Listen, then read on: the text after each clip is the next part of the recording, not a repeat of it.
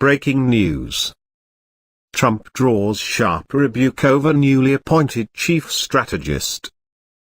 President-elect Donald Trump's decision to appoint Stephen Bannon as his chief strategist in the White House has drawn a sharp rebuke from political strategists who see in Bannon a controversial figure too closely associated with the alt-right movement, which white nationalists have embraced. Bannon, who was the executive chairman of Breitbart News before joining the Trump campaign in August, will serve as chief strategist and senior counselor for Trump. That will give Bannon authority over the strategic direction of the White House.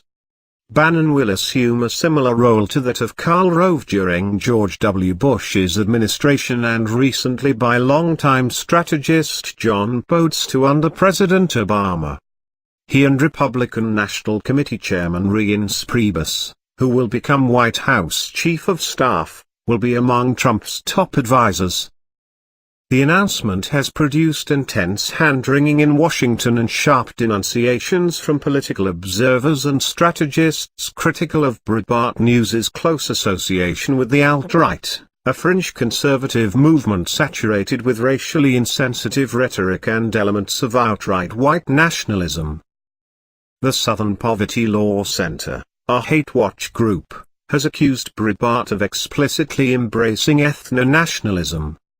After Bannon's elevation was announced, the Law Center tweeted several controversial stories written by Breitbart under Bannon's control, including a piece published 2 weeks after the mass killing at a black church in Charleston, SC, last year. Hoisted high and proud, the Confederate flag proclaims a glorious heritage.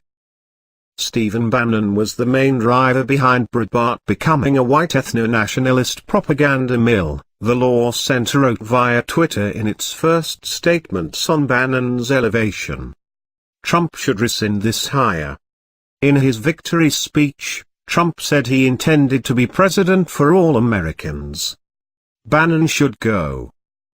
Trump's critics, across the political spectrum, immediately blasted the move on social media.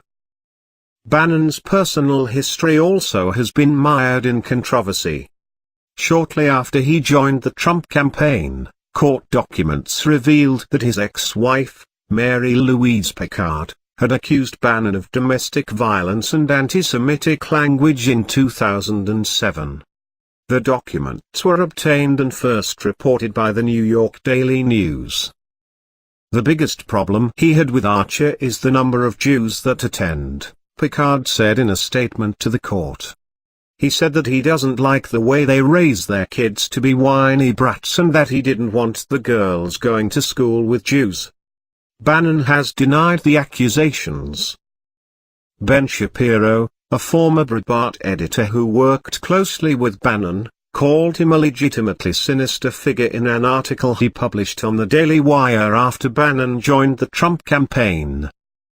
Many former employees of Breitbart News are afraid of Steve Bannon. He is a vindictive, nasty figure, infamous for verbally abusing supposed friends and threatening enemies, Shapiro wrote.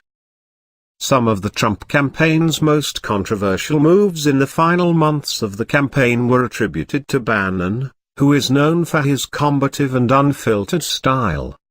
When Trump, before the second presidential debate, invited several women who had accused Bill Clinton of sexual misconduct to hold a news conference, Bannon stood in the back of the room smiling broadly.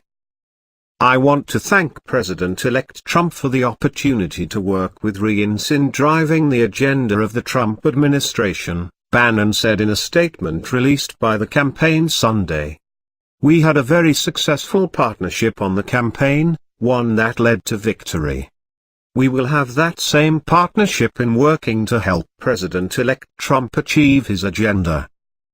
Bannon's appointment brings into focus many of the uncomfortable racial tensions surrounding Trump's campaign. Throughout the campaign, Trump's critics regularly accused him of using anti-immigrant language and racial grievances to motivate his supporters, charges that he denied and dismissed. He expressed surprise when asked about racial slurs that were being used against African Americans and other minority groups since his election during an interview with CBS's 60 Minutes that aired Sunday. "I am very surprised to hear that. I hate to hear that, I hate to hear that," Trump said in the interview, which was taped Friday. "I would say don't do it, that's terrible, because I'm going to bring this country together. I am so saddened to hear that. And I say stop it, if it helps.